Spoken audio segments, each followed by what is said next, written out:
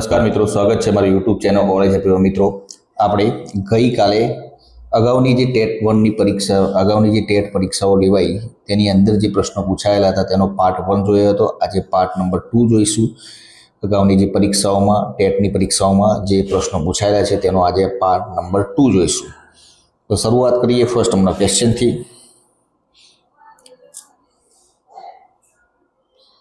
बहुविकल्प प्रश्नों एमसीक्यू द्वारा मूल्यांकन करवाथी कई बाबतनो अवकाश रहेतो नथी, जेनो साचो जवाब रहेशे सी ऑप्शन सर्जनात्मकतानो अवकाश रहेतो नथी।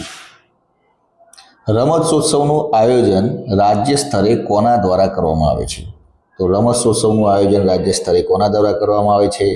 तो सी ऑप्शन जीसीईआरटी द्वारा रमतोत्सवનું આયોજન રાજ્ય સ્તરે કરવામાં આવે છે। જીસીઈઆરટીનું પૂરું નામ શું છે?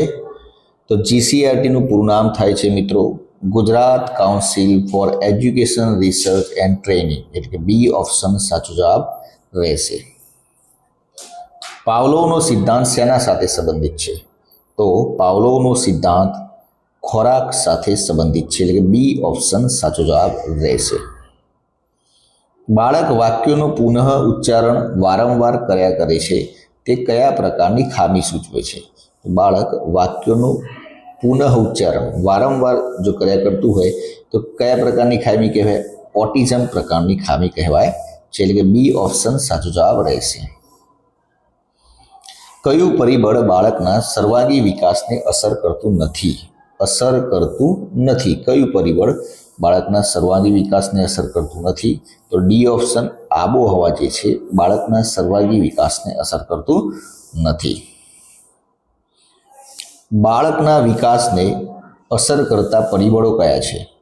તો બાળકના વિકાસને અસર કરતા પરિબળો એક વારસો, વૃદ્ધિ, પરિપક્વતા અને ઉત્પ્રેરણા આ પરિબળો છે, એટલે કે એ ઓપ્શન સાચો જવાબ રહેશે। શિક્ષકને વિદ્યાર્થીઓની લેખન ભૂલ સુધારવા માટે શું કરવું જોઈએ? તો શિક્ષકને વિદ્યાર્થીઓની લેખન ભૂલ સુધારવા માટે ભૂલ નિર્દેશ કરવો અને સાચું લખી દેવું, એટલે કે જે ભૂલ હોય તેનો નિર્દેશ કરવો અને સાચું લખી દેવું વિદ્યાર્થીઓની લેખન ભૂલ સુધારવા માટે। કેળવણી ત્રિધ્રુવીય પ્રક્રિયાના 3 ધ્રુવો કયા છે? તો કેળવણી ત્રિધ્રુવીય પ્રક્રિયા છે એના 3 ધ્રુવો કયા છે? તો એક વિદ્યાર્થી, શિક્ષક અને સમાજ આ 3 ધ્રુવો છે। અને હા મિત્રો, જો તમે પાર્ટ 1 જોવા માંગતા તો ડિસ્ક્રિપ્શનમાં પાર્ટ 1ની લિંક પણ મૂકેલી છે, તેમજ આની પીડીએફ લેવા માંગતા તો ટેલિગ્રામ ચેનલની લિંક છે ડિસ્ક્રિપ્શનમાં, જોડાઈ જજો, આની પૂરી પીડીએફ પણ તમને મળી જશે। મોટા પગારની નોકરી ગમે છે એ હકાર વાક્ય, પરંતુ જવાબદારી પસંદ નથી એ નકાર, આ કયા પ્રકારનો સંઘર્ષ કહેવાય? તો મોટા પ્રકારની નોકરી ગમે છે પરંતુ જવાબદારી પસંદ નથી, આ કયા પ્રકારનો સંઘર્ષ કહેવાય મિત્રો? તો સી ઓપ્શન અભિગમન વિગમન આ પ્રકારનો સંઘર્ષ કહેવામાં આવે છે। રાજ્ય સરકાર દ્વારા શિક્ષણ વિભાગ હસ્તક સામાજિક ભાગીદારી હેઠળ શરૂ થતી રેસિડેન્શિયલ સ્કૂલનું નામ શું છે? તો રાજ્ય સરકાર દ્વારા શિક્ષણ વિભાગ હસ્તક સામાજિક ભાગીદારી હેઠળ શરૂ થતી રેસિડેન્ટિયલ સ્કૂલનું નામ શું છે? સાચો જવાબ રહેશે બી ઓપ્શન જ્ઞાન શક્તિ રેસિડેન્ટિયલ સ્કૂલ કહેવાય છે। જ્ઞાન શક્તિ રેસિડેન્શિયલ સ્કૂલમાં પ્રવેશ માટેની પરીક્ષા કયા ધોરણમાં હોય છે? તો જ્ઞાન શક્તિ રેસિડેન્શિયલ સ્કૂલમાં જો પ્રવેશ લેવો હોય તો કયા ધોરણમાં પરીક્ષા હોય છે? તો સાચો જવાબ રહેશે બી ઓપ્શન ધોરણ 5 કે 6માં તેની પ્રવેશ માટેની પરીક્ષા હોય છે। બુદ્ધિ આંકના સૂત્રમાં છેદમાં કઈ વય આવે છે? તો બુદ્ધિ આંકના સૂત્ર જે છે તેના છેદમાં કઈ વય આવે છે? તો બી ઓપ્શન વાસ્તવિક વય આવે છે। સામાન્ય વ્યક્તિનો બુદ્ધિઆંક કેટલો હોય છે? તો સામાન્ય વ્યક્તિનો મિત્રો બુદ્ધિઆંક કેટલો હોય છે? તો 100 થી 109 સુધીનો હોય છે, બી ઓપ્શન સાચો જવાબ રહેશે। અધ્યયન શીખવાને અસર કરતા મુખ્ય પરિબળો કયા છે? તો અધ્યયનને અસર કરતા મુખ્ય પરિબળો કયા છે? જેનો સાચો જવાબ રહેશે બી ઓપ્શન પ્રેરણા, તત્પરતા અને સમાયોજન જે અધ્યયનને અસર કરતા મુખ્ય પરિબળો છે। નીચેનામાંથી કયું પરિબળ અધ્યયનને સીધું અસર કરતું નથી? તો કયું પરિબળ અધ્યયનને સીધું અસર કરતું નથી? તો ડી ઓપ્શન પરિપક્વતા, જે અધ્યયનને સીધું અસર કરતું નથી. સતત અને સર્વગ્રાહી મૂલ્યાંકન કયા પત્રકમાં જોવા મળે છે? જે મિત્રો જે મૂલ્યાંકન પત્રક તૈયાર કરતા હોય છે જે શિક્ષકો, એમાં સતત અને સર્વગ્રાહી મૂલ્યાંકન કયા પત્રકમાં જોવા મળે છે? તો 53 નંબરના ક્વેશ્ચનમાં સી ઓપ્શન સાચો જવાબ રહેશે. જે પત્રક એમાં જોવા મળે છે જેમાં ક્ષમતાઓ આપેલી છે, કઈ ક્ષમતા સિદ્ધ થઈ હોય તો ખરું કરવાનું હોય છે, સિદ્ધ 50 હોય તો ક્વેશ્ચન કરવાનું હોય, ના સિદ્ધ થઈ હોય તો ક્રોસ કરવાનું હોય છે. અદ્યતન મૂલ્યાંકન સંકલ્પના અનુસાર બાળકનું કેટલા ડિગ્રી મૂલ્યાંકન થવું જોઈએ? કેટલા ડિગ્રી? તાજેતરમાં જ સરકારે જાહેરાત કરી હતી કેટલા ડિગ્રી મૂલ્યાંકન કરવાની વાત કરી હતી? 360 ડિગ્રી મૂલ્યાંકનની વાત કરી છે. ભાગાકાર શું છે મિત્રો? તો ભાગાકાર એ પુનરાવર્તિત બાદબાકી છે. શું છે મિત્રો? પુનરાવર્તિત બાદબાકી, જેને ભાગાકાર કહેવામાં આવે છે. જીસીઆરટી શૈક્ષણિક કાર્યક્રમોના પ્રસારણનું માસિક સમયપત્રક કયા સામયિકમાં પ્રસિદ્ધ કરે છે? તો જેનો સાચો જવાબ રહેશે સી ઓપ્શન, જીવન શિક્ષણમાં તેનું સમયપત્રક રજૂ કરે છે. આગળનો ક્વેશ્ચન,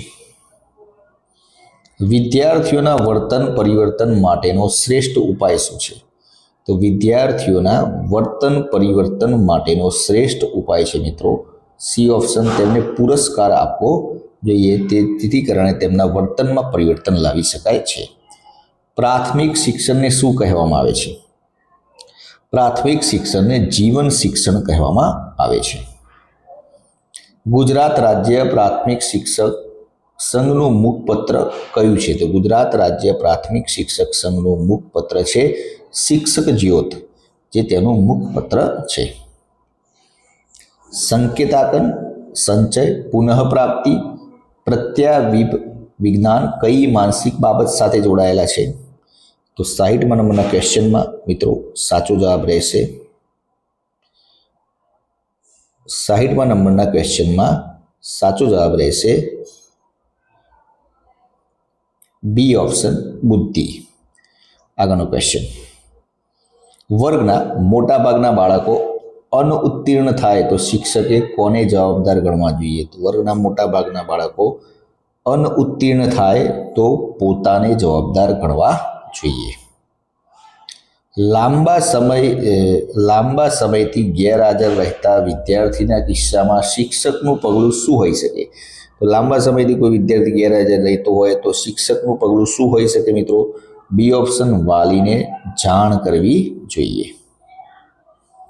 પ્રત્યાયનનો પ્રથમ ઘટક કયો છે? તો પ્રત્યાયનનો પ્રથમ ઘટક કયો છે? તો પ્રત્યાયનનો પ્રથમ ઘટક છે મિત્રો પ્રેષક, સાંભળવાવાળો, કોમ્યુનિકેશન કરનાર. તો મિત્રો આ હતા આજના વિડીયોના મહત્વના પ્રશ્નો.